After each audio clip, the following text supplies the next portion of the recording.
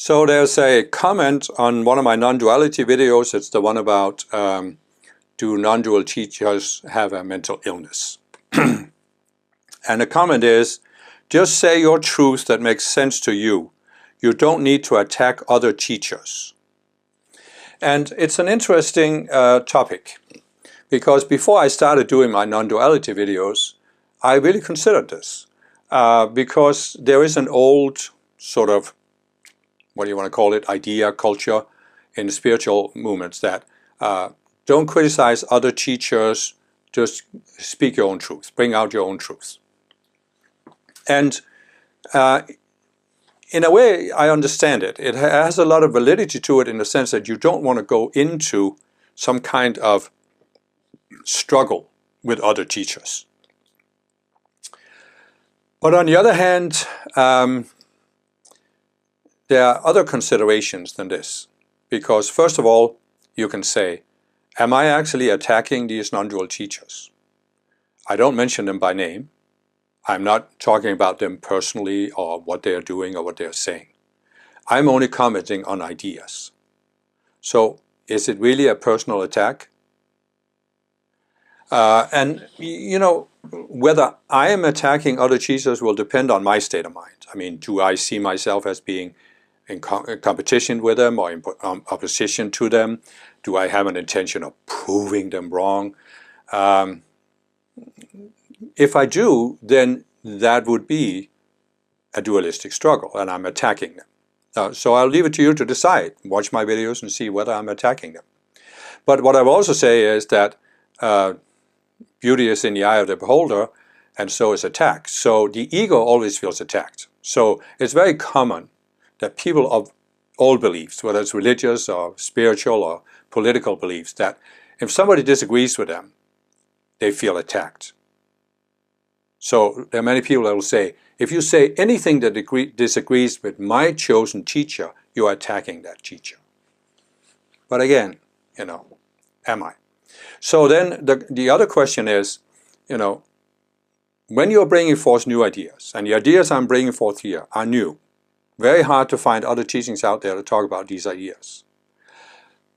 You don't bring forth a new idea in a vacuum, because there are already existing beliefs that people are believing in. So, the Buddha, 2,500 years ago, brought forth a new teaching. But he did it in a society that was dominated by Hinduism, and had been dominated by Hinduism for a long time. And the Buddha had what you might call discussions or run-ins with the Hindu Brahmins, because they believed they had a monopoly on truth. And it wouldn't surprise me that some of these Brahmins would say, oh, the Buddha is attacking us, because he was questioning their ideas.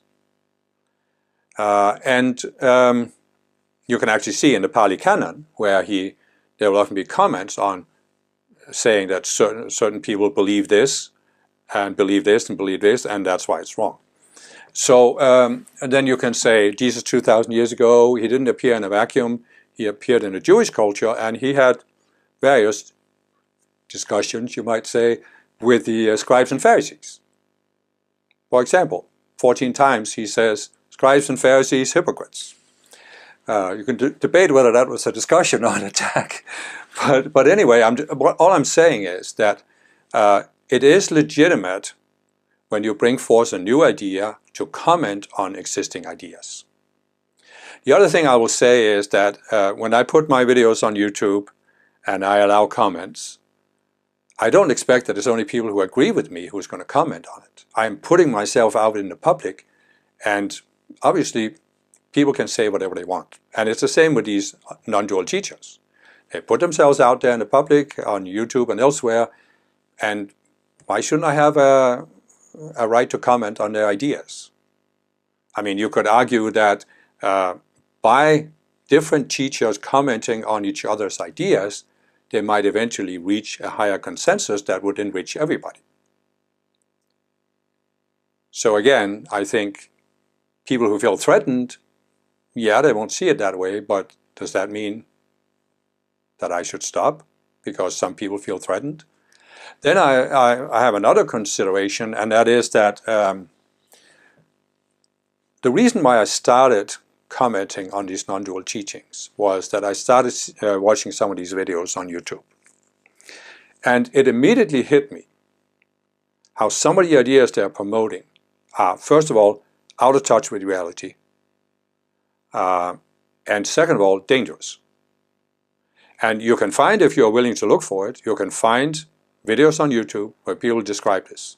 They followed one of these non-dual teachers for years, and it created all kinds of psychological problems for them. They became depressed, nothing mattered to them, some even became suicidal. And I have, over the years, many years I've been on a spiritual path, I have seen, not many, but at least a few people who took certain spiritual concepts and used them to basically get themselves into a straitjacket. I've also seen people who took spiritual concepts and they didn't get into a straitjacket, but they probably should have been. So I'm not saying this is a fault of the teachers necessarily, but I think in some cases it is, because the teachers put out ideas, and either the ideas themselves are dangerous, or the teacher sees it one way but doesn't realize that some of the students will interpret it a different way.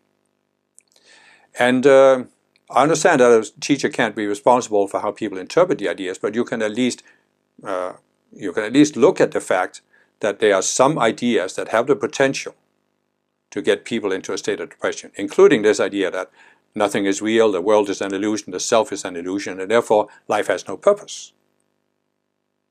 So when I saw this, I could see that this will create problems for some people. And my reaction was, oh, this shouldn't stand unopposed, there should at least be an alternative to it. And I realized that I'm in a position, I have the experience, I have the knowledge that I can provide that alternative, and that's what I've been trying to do. So I don't see it as me attacking the teacher, I see it as me seeking to help the people who have had a negative experience from following certain teachings, because the ideas in these teachings are quite frankly dangerous. It's not that I'm just putting myself out there thinking I'm absolutely right. I am, as I've said in many of my videos, I'm always open to seeing something in my own psychology. So ever since I started putting these videos about non-duality, I've been monitoring my own reactions and my reactions to people's comments.